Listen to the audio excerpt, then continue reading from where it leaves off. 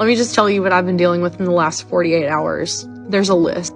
Yesterday, I broke up an assault in my van hall. Not a fight, an assault. A kid punching another kid in the head at least 4 or 5 times.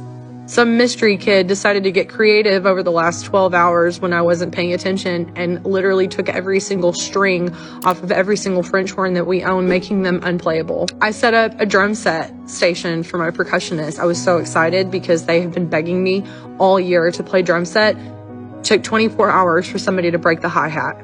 People stealing and using instruments that aren't theirs, even if it's in a locker. I had another kid hit somebody else in the face when their trumpet was on their face because they were blowing it in their direction. I had another kid in the same class flip me off and then try to lie about it. And before you come at me in the comments saying I knew what I signed up for, yeah, I do get it. But I've been told from multiple people on my campus that the band kids are the best acting, well-behaved students on campus, and I still have to deal with this garbage every single day.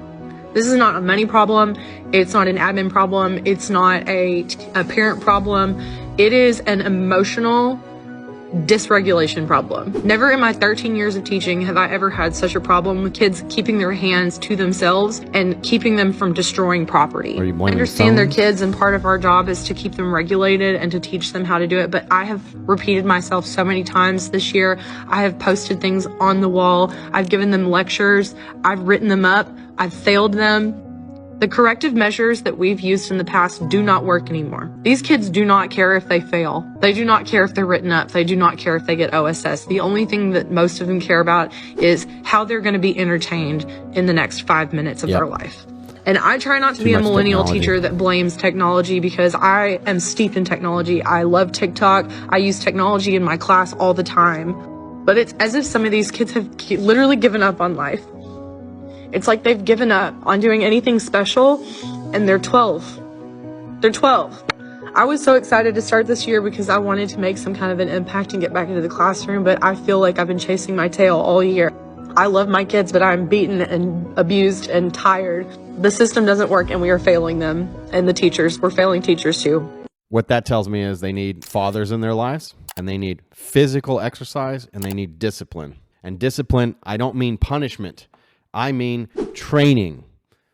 I mean the ability to accomplish goals. In the sport that I perform is skeet shooting, shotgun shooting. And universally, the kids that are in that sport, I don't know of any exception that those kids who have gone through the discipline of being able to train and lock onto and break a target with a shotgun, those kids, I don't see any of these problems that I'm seeing in here. As a matter of fact, they are that much farther ahead. And I'm not saying that skeet shooting is the answer, but here's what all those kids have in common.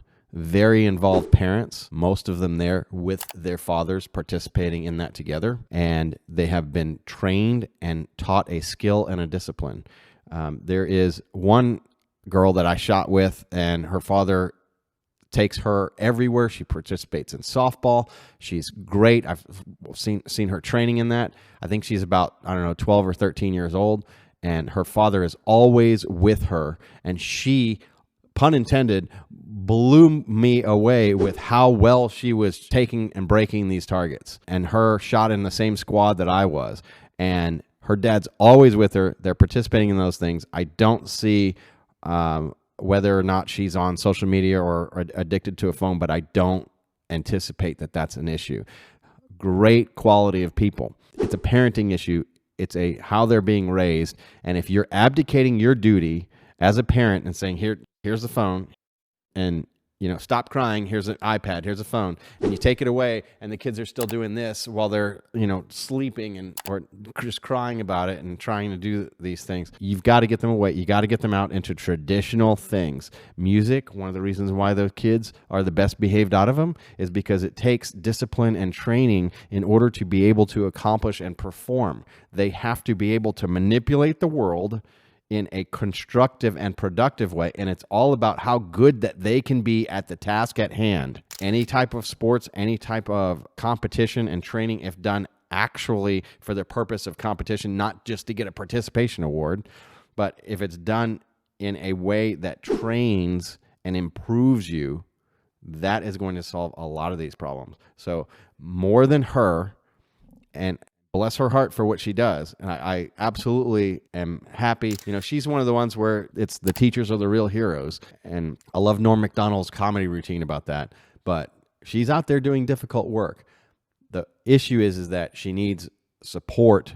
And when you have fathers and men that are going and showing what true self-discipline is and what training is, how you can accomplish things rather than be entertained, when you switch from being entertained by outside stimuli to being entertained and driven by the motivation to accomplish goals and accomplish things in your life, that is the type of thing that turns this around. Extremely difficult job that she's got. As a society, we're not doing well enough with this. That's the reason why we have to start talking about it, and that why I'm talking about it now. This is the Lawyer Dana Show.